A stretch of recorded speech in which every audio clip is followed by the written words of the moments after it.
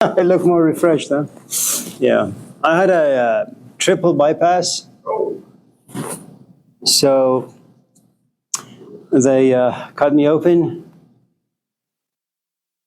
Took some veins and arteries from here and there. And so,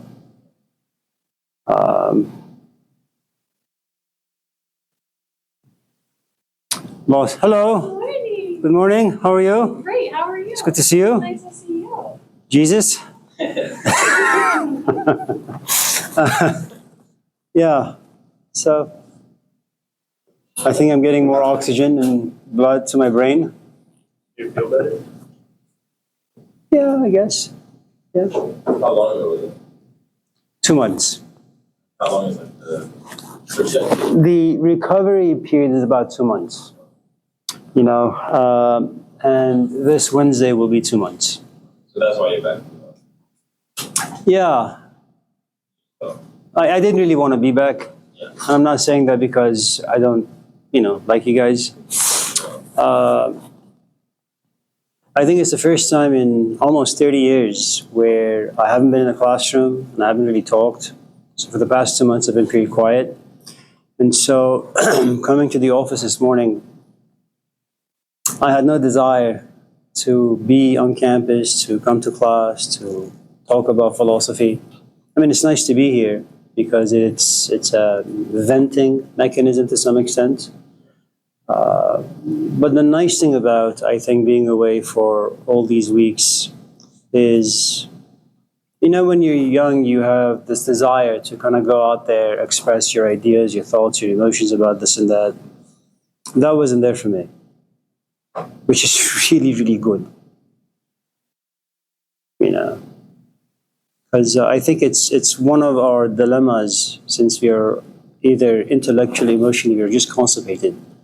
The world is too much, you feel too much, you think too much, you want to find someone to talk to about whatever, the issues may be. And then what you realize, I think, at least I did, it's not necessary. Yeah. You think like talking to people about whatever is like issue at you is like a form of escape. No, I think there's a stage where you have to talk to other people about what's going on inside you. And we are social animals simply because life is tough, both on the outside as well as on the inside. And you need to become visible. You need to be seen by other people. You need to be heard. It has its own healing quality, And then I think after some time, you enter a different stage in life where you say, okay, no one can understand my pain. I've talked about it enough to enough people to know that this is something I need to go through. I'm not going to burden other people. And it's nothing that you can force upon yourself. It's just something, hopefully, that happens organically. And I think it's not a bad place to be. But you can't do it when you're 20. And it's not healthy to do it at the age of 20. I think when you're young, you have energy, you have the stamina to just go out there and just do a lot of things, say a lot of things, feel a lot of things, and hopefully have enough people in your life to listen to you. And after you've done that enough, hopefully you'll just get to a place where you say, okay, this is something that no one can accompany me. I'll just do it on my own. And it's really good. You just keep your stuff to yourself in a healthy way.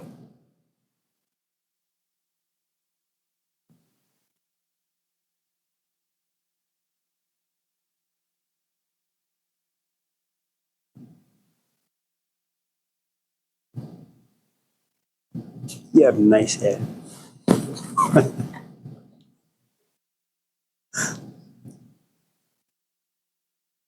I didn't know you were going to have surgery.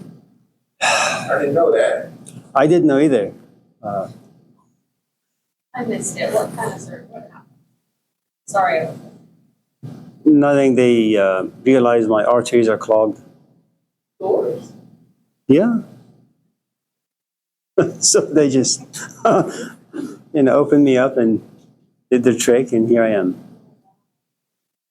Yeah, So they, yeah. It's. I think it's good to die. It's just not good to die with pain. It's good to just put your head on the pillow and just not wake up.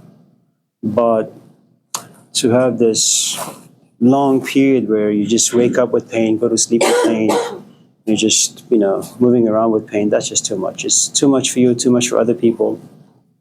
And it's something that Tolstoy had mentioned. I think he didn't really open this particular matter up too well, but if I was your husband, for example, and you loved me and I loved you, and you saw me in pain, I think the first 2, 3, 4, 5 weeks, even months, you'd have the stamina, the patience, the love, the care to take care of me. After a while, I just become a burden, and there's always a limit to human patience and capacity. And it's always good not to reach its max, because in frustration, anxiety, anger, come into play, and that's not what you want to be.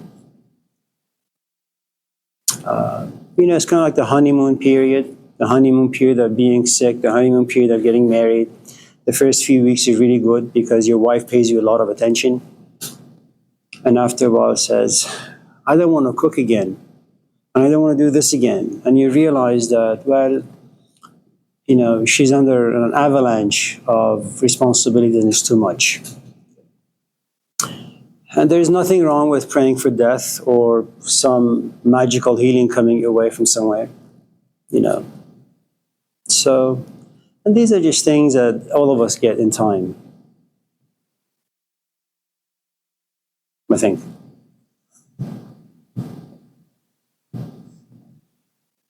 Oh, Chris, you've made this class very, very quiet.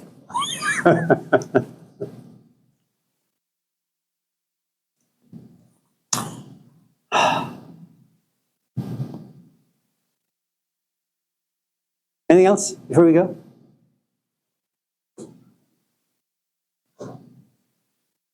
Kendra? Hello? Yeah. Maybe since you just came back from a break, sort of, took time off of work, not necessarily vacation. Mm-hmm. Maybe we talk on that a little bit, like how come, besides the obvious, like, some people take a break and they come back to work rejuvenated, as Elgin said, kind of come back a little rusty, but you do feel better in a way, like you're more energetic, you're more positive about things, if you will. You're not so pessimistic, and it's not necessarily you, but it's like anybody going on a 9-to-5 job, if you will. So there are certain things in life that are foundational, and there are certain things in life that are superficial or decorative.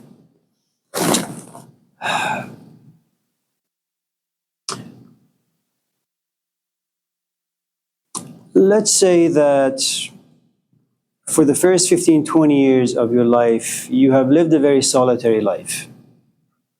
You've kept to yourself, you don't talk very much. Most of your time is occupied by reading, by reflecting on things, by going for walks or hikes by yourself on your own. And you've done that for about 20, 30 years. And when you're able to do that for that long of a period, you basically become a monk. Now, whatever and whoever walks into your life, they become a footnote to your life. Because the foundation of your life is set. It's like you create this form and you pour the concrete, that's the foundation of your house. And whatever else you built on is going to be supported by the slab. Okay? So the solitary aspect becomes who and what you are. Okay? Now, if for the past 20 or 30 years, that's what you have been doing, reading, thinking, reflecting, being somewhat dark and gloomy, well, no one's going to change that. It doesn't matter how many times you get married, it doesn't matter how many times you get divorced, it doesn't matter. Good morning, it's okay. It doesn't matter how many children you have. None of those things are going to change the foundation of your life. Okay? Now, let's say you don't have such a foundation. Your slab, concrete has been poured, but it's really never had time to dry. Okay, so it's very loose. And so what happens is, let's say you've had a relatively buffet of a life. You know, you don't focus on anything, you don't concentrate on anything. And so all of a sudden, let's just say you get married. It's a very, very happy occasion, and it should be, okay? But remember, there is no foundation. So what you do is you inject a good amount of hope and dreams and fantasies on this particular event called marriage, or having a child, okay? Now, when you put a good amount of investment in this without really understanding how it functions in time, how time oxidizes all sorts of things, then what happens in time, you realize that, well, this particular relationship is not really giving you all the nourishments you fantasized about. And then you run into disappointment. Okay. Can I tell you a poem? If I can remember all the 50 lines. پدری با پسری گفت به قهر که تو آدم نشوی جان پدر. حیف از این عمر که ای بی سر و پا در پی تربیتت کردم سر. دل فرزند از این حرف شکست. بی خبر از پدرش کرد سفر. رنج بسیار کشید و پس از آن زندگی گشت به کامش و شکر. Let me just stop here and give you a very crude translation. That this father looked at his son and said, you know, you haven't become a decent human being. You're not mature. You're not moral, ethical. You don't think well.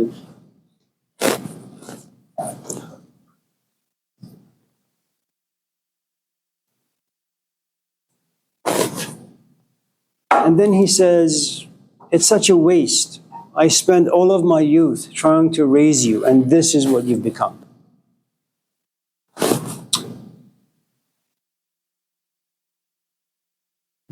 You have to understand what it means to be a father and how much hope and dreams you invest into your kids. And then life passes you by, you lose all of your youth, you lose your vigor, and then you look at your creation, your son or your daughter, and you realize they haven't amounted to much. They're a disappointment, they're embarrassing. And then you're filled with regret. When you spend your time in this relationship and it amounts to nothing. A long story short, the son goes away, he becomes a king of a certain province, he's very rich, and all of a sudden he remembers his father. He says, let me call him to my kingdom. Let him see what I have become. And the father comes, looks at this kid, and recognizes his son. And the son says, do you remember you told me I amount to nothing? Look at my kingdom.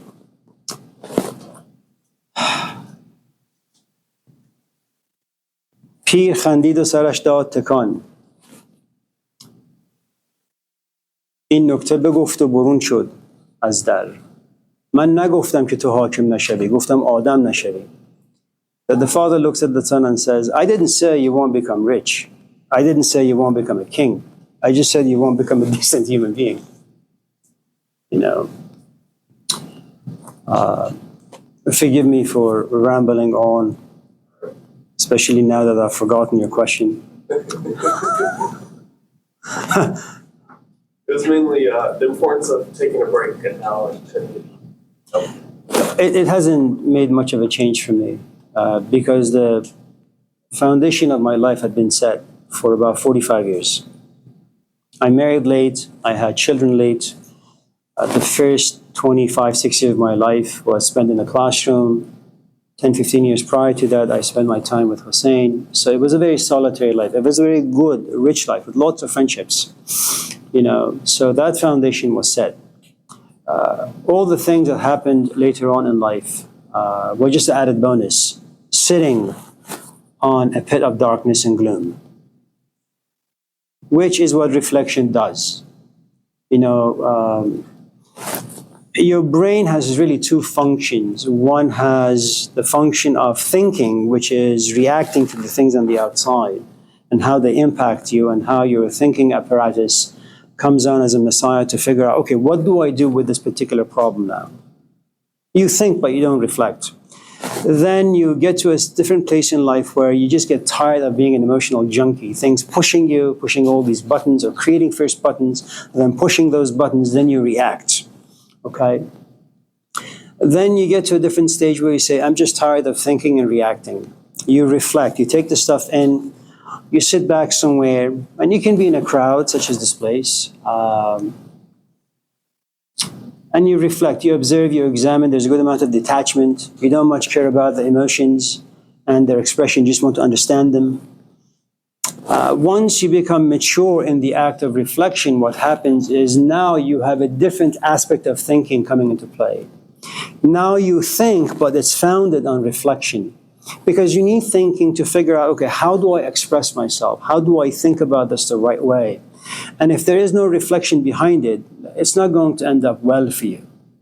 You know, so and I think it's just natural, organic for all of us to first think, because life is complex. Our own psyche is profoundly complex. You need to figure things out, and we are not the sort of animals that enjoy pain, things that are unpleasant, so we react. And we react because we want to fend off whatever it is that's bothering us. You know, there comes a point where you say, I just don't want to be a toy. I don't want to be toyed with, play with every single moment. And it's, by the time you get to this place, the desire to kind of observe, examine, reflect, and understand, you have cultivated, developed so many bad habits. You know, it's like someone who's been depressed for a long, long time, and they're tired, they want to get out. And it's kind of like Godfather Part 3, that every time you want to get out, they pull you back in. You have one good day, you're sober, you know, but all of, and you know, you just wake up, it's a magical day for you. Everything is just sunny, and you say, okay, I think I've conquered depression, or whatever the issue may have been. And then 2 hours later, a button is pushed, and you go back to the old world. Good morning. So, yeah, it's good to have a foundation and then build your life on it, but you have to be very, very, very lucky. And it has to be a good foundation. I think when you have people, and I mean no disrespect to anyone in this classroom, but when you have a culture that creates parents who are not fit to be parents, and they have children, but they can't be there for their kids, what you have is a foundation of children being cracked from a very, very early age. That becomes a foundation. And like any other human being, you know, you desire to be in good relationships, healthy relationships. You want to have a good job. You want to go to school, make your life something better than what your parents gave you. But you always go back to the foundation. And for you to change the script, someone really needs to walk into your life. Just remove with a jackhammer, and it's painful, the foundation built for you by your parents who weren't fit to be parents, by society, by culture, by advertisements, and then replace it with something hopefully a bit more decent.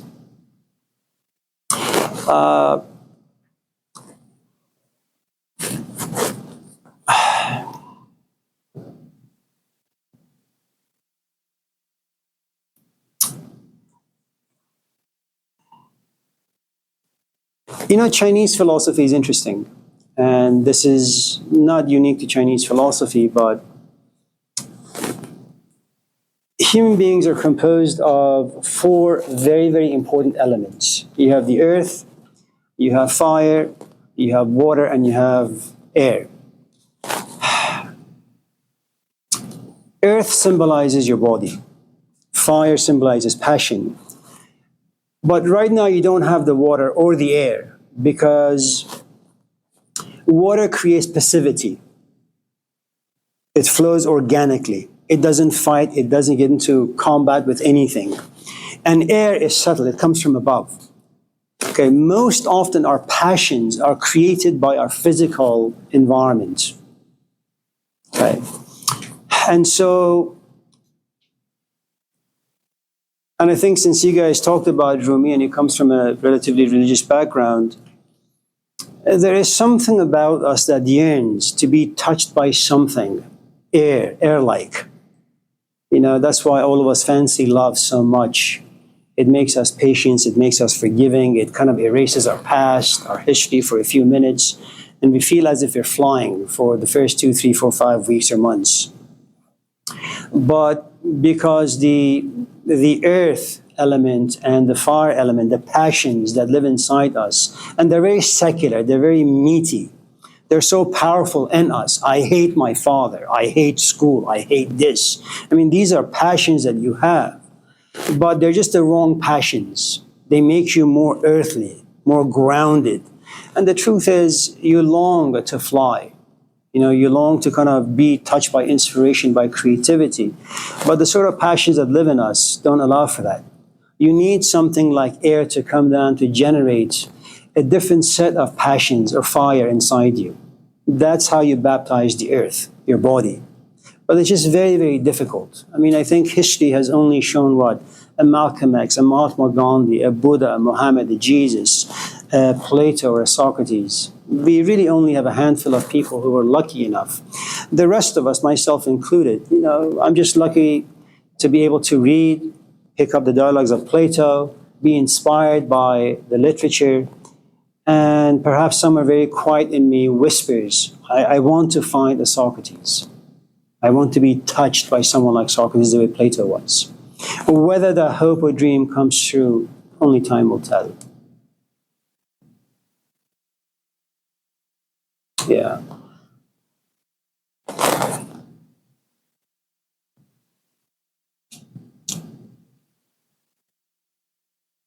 Tim? I thought about this idea. I vaguely remember it coming from some Chinese philosophy about like having a path, which kind of is like the foundation, just not like straying from it, so not like letting anyone kind of put you with their agenda. But I have a hard time understanding that because it's like, but maybe it just doesn't apply to young people because I feel like how can you build yourself up to having your own agenda without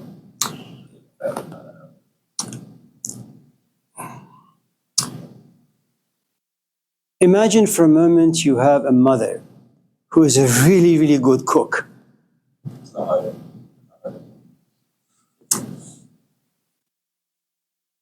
Now, some people have salt on their fingertips. And by that, I mean, it's symbolic in our culture, and maybe in this culture, maybe not, but they're just naturally born to be a great cook. Whatever they touch, it just tastes good. But let's just say that in addition to your mother having salt on her fingertips, she's just a very good, creative cook, she was also trained. And now after 20, 30 years of being trained as a cook, she creates this dish for you. If you've seen the movie Ratatouille, for example, okay? And now you put this food in your mouth and it melts and you're just inspired. What you're missing is that your mom spent about 20 years of her life, her time, her energy in the kitchen, experimenting, to ultimately create this beautiful dish. I think when you read books, whether it's from the sayings of the Buddha or Lao Tzu or Muhammad or Jesus, what you're talking about is people who are cooks and they've been sitting and living in the kitchen for 20, 30 years. Now what happens is that you grab a book, you open the pages, and all of a sudden this statement jumps out. Be patient, said Jesus Christ. Well, you're 20 years old, you know, you're focused on nothing in life, you're all over the place, but the sentence is really beautiful and you want to apply it to yourself. Now, as a piece of nourishment, it nourishes you for only that particular second, but you can't apply it. You're not the cook. You didn't make this. It's like your mom putting a dish in front of you. All you can do is enjoy it. And I think one of the awful things about cultures that advertise all these ideas is that you have people who've done the hard work. You know, you have someone like Plato, who was yanked away from his parents, who was yanked away from the dreams given to him by his parents. You have a young kid who was yanked away by Socrates from having desires and dreams of an 18-year-old. And then you have this 18-year-old following Socrates for the next 10 years. You know, as an 18-year-old, you want to go out there and have fun, but he torments you by reflecting, by thinking, by feeling, by being around your own people, by 18-year-olds. And you can't laugh the way they do, you can't have fun the way they do, and that devastates you. You know, you're not yet Socrates, but you want to be, and you can't go back to being kind of like your friends. You're stuck in the middle, it's called purgatory, and you're stuck. And while you're stuck, you have anxiety, you have confusion, you have dread, you have fear, you have anger, and you have hatred for everything, including your own existence. And then you watch your teacher die. And you ask why, but there are no answers. And then all these emotions and ideas have to be cooked inside you. And it takes a long, long time, because when you look at the dialogues of Plato, it's like the first 30 volumes of the book, it's all Socrates said A, Socrates said B. It's like Plato has no voice of his own. Then he becomes very mature. He doesn't need Socrates anymore. Socrates now lives inside him. I and my father are one and the same. And that's when the Republic comes in. He doesn't talk about Socrates. He doesn't need to. He thinks like Socrates, perhaps even a bit more mature than Socrates. So you get this book, and he says, a philosopher king should govern the city or should govern a country. And then as an 18-year-old, being somewhat of a dreamer, especially in the Bay Area, you go out there with these banners, I want philosopher king as my president. Well, it's a great idea to have, but the idea is not yours. It's plagiarism. You've stolen it. You have no idea what a philosopher king is. You have no idea what a philosopher is. You have no idea what philosophy is. You can get a definition by Noam Chomsky, true enough. But there is also another definition given to you by Plato. But to understand Plato, you need to have a Socrates. And I guess my answer to your question is, as ideas go, I think all ideas out there are really quite beautiful. The tragedy for us is that they're given to us by really proficient cooks who've spent most of their life in the kitchen. We haven't. You take this idea and you say, I want to make it my own. It's not going to happen. And when things fall apart, what happens is you become frustrated, and you become disillusioned. I think everything has its own time and place. I think when you're just young, go out there, experiment with things. You want to read a book, and there is nothing wrong with applying the ideas. But be okay with failure, because you're going to fail. And if you like the ideas and they're kind of stuck inside you and you can play with them for the next 20, 30 years, ultimately something will open. But all of it really, for the most part, is luck, I think.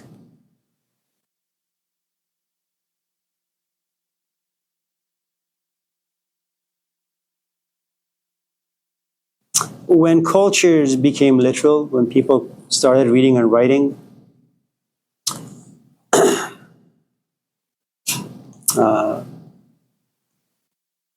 it's great, because now you can learn from other people's experiences. The tragedy is now you assume that what another has experienced is now your own.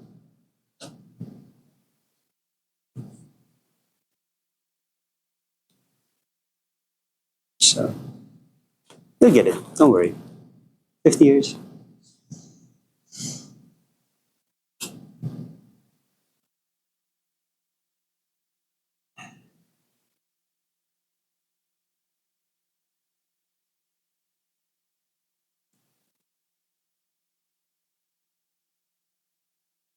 Anyone else? Miss us? I'm sorry? Did you miss us? You miss being in class. No.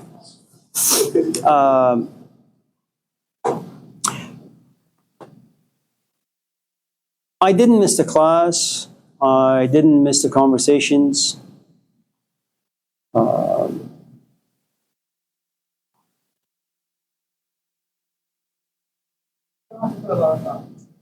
no, I'm trying to find a way to express it in a way that justifies the way I feel about things. I didn't much care about the past classes, I mean, semesters, but because I left this class and another class midway, and because I had kind of gotten used to you people a little bit, I would think about the people in this class once in a while and imagine how the life would be. Not while in class, 20, 30 years down the line, in this particular culture, where people are so alone, isolated, alienated, sad, you know. Yeah.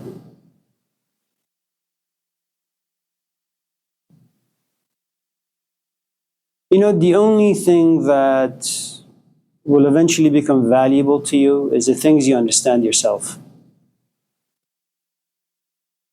And the problem with understanding things yourself is you have to go through so much pain to ultimately, for a portal or a door to open up so you can kind of get some insights. That stuff will remain with you for the rest of your life. What Plato did, what I say, what other people say, they mean nothing. I mean, they're good for you to pass the class. You know, but besides that, they're useless. Important, but useless.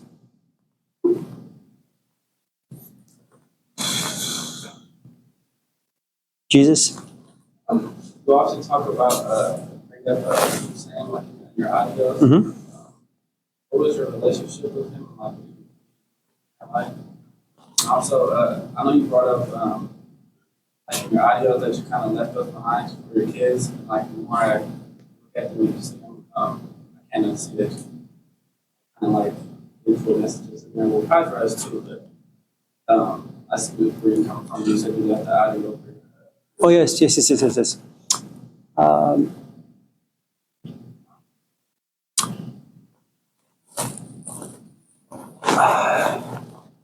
1985 or 86, there was a stranger in my cousin's house. Big guy, bushy mustache, huge belly. He liked food.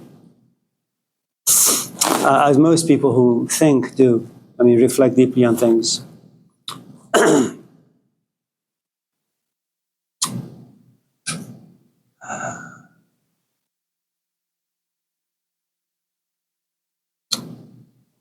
He just told us that he has a gathering at his house. They live in a two-bedroom apartment. This is a time where a good amount of immigrants from Iran would come.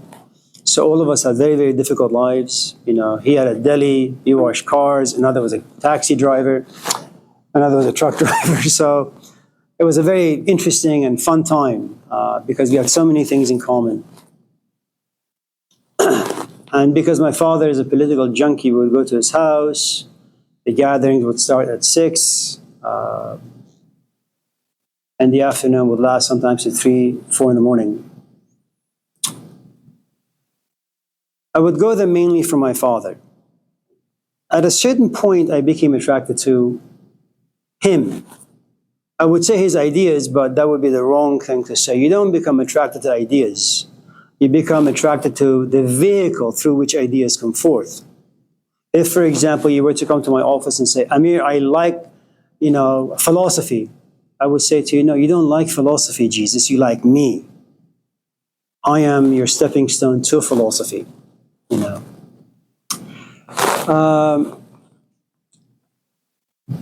And then at a certain point, I realized that the more I interact with him and the more I occupy his space, the less I have time for my own thoughts, the less I have time for my own interests, the less I have time for my own friends. I would enjoy just being around him all the time. So when in like 15 years, he called me once saying that we won't have a gathering tonight. What do you mean we won't have a gathering tonight? We've been having a gathering for the past 10 years. We need to have a gathering tonight as well. So I called him like 20 times. And ultimately, out of frustration, he just hung up the phone. Don't call me. No gathering tonight.